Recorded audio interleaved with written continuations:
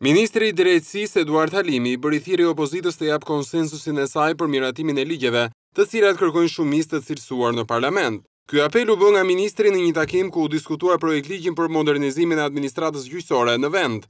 Sipas Halimit, këto reforma synojnë rritjen e standardeve në gjykatat shqiptare dhe nuk i shërbejnë asnjë krau politik. Bashkimi Evropian kërkon miratimin e ligjeve më 35. Dhe këto ligje, ashtu si ky që prezantohen sot, nuk janë ligje të cilat krijojnë kredi politike për një forcë politike. Këto tre ligje, ashtu si dhe ky projekt ligj që po prezantojmë sot, shkon drejt forcimit të institucioneve të drejtësisë. Miratimi këtyre ligjeve është një domosdoshmëri. Jo vetëm për integrimin evropian, por edhe për përmirësimin e ndjeshëm të jetës qytetarëve. Ndërsa nënkryetari i Këshillit të Lartë të Drejtësisë, Elvis Sefa, u shpreh se reforma në sistemin e drejtësisë nuk mund quhet e plot nëse nuk bëhet përmirësimi i kuadrit ligjor, sipas standardeve të kërkuara nga Bashkimi Evropian.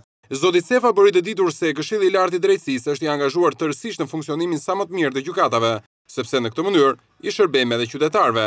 Për Këshillin e Lartë të Drejtësisë dhe jo vetëm, është detyrim që të bëjë maksimumin e mundshëm për t'i ndihmuar gjykatat, që këta të fundit t'ua bëjnë jetën më të lehtë personave që kanë punë me ta.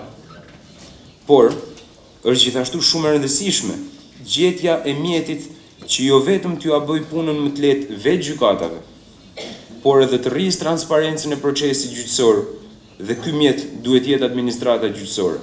Të pranishëm gjatë diskutimeve ishin edhe përfaqësues të gjykatave të ndryshme në vend, si dhe ekspertë huaj.